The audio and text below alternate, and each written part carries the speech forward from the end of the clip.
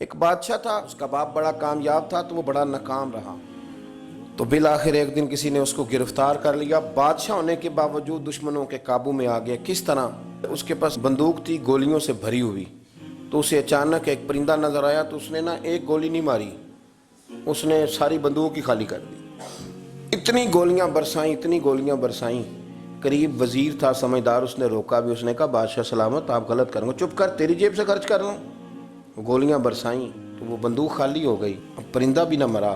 واپس نکلے تو دشمنوں نے گھیر لیا، اسلحہ پاس کوئی نہیں تھا، گرفتار ہو گیا وزیر سمیت۔ تو کہا کہ وہ تم مجھے روک کیوں رہے تھے؟ تو اس نے کہا بادشاہ میری جرت تو نہیں، لیکن وہ جو آپ جس کو گولیاں مار رہے تھے وہ پرندہ نہیں تھا، پرندے کا سایہ تھا، آپ نے سائے پہ ہی ساری بندوق خالی کر دی، سوچا سمجھے نہیں، اتنی جلد بازی کی آپ نے کہ پرندہ بھی نہیں، سایہ تھا، آپ نے گولیاں مار دی۔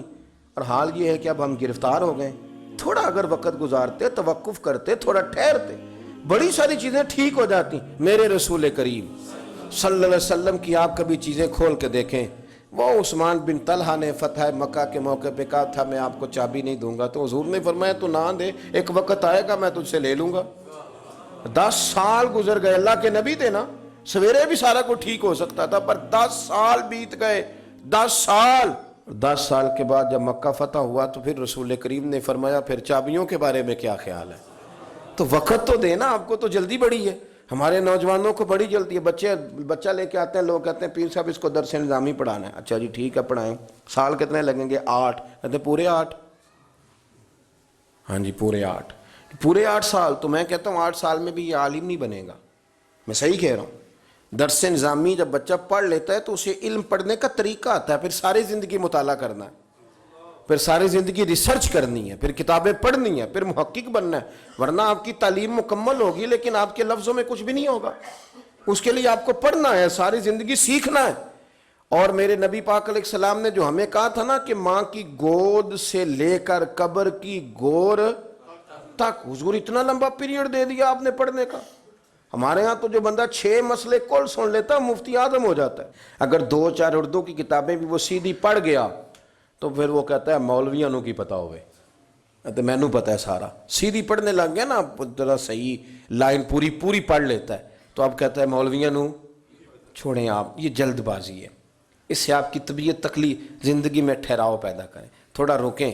وہ میرے ابا جی کہا کرتے تھے پتر وٹا بھی کدھرے پیار اوے صحیح پارا ہو ہی جاندہ ہے، لیکن اگر وہ کھڑا نہ ہو، کبھی ادھر بھاگے تو پھر تو جو ساتھ وزن ہوتا ہے وہ بھی اتر جاتا ہے۔ جلد بازی نہیں کریں، بھاگے نہیں، کبھی بھی آپ بغیر اطمینان کے اپنی زندگی نہ گزاریں، سکون میں رہیں۔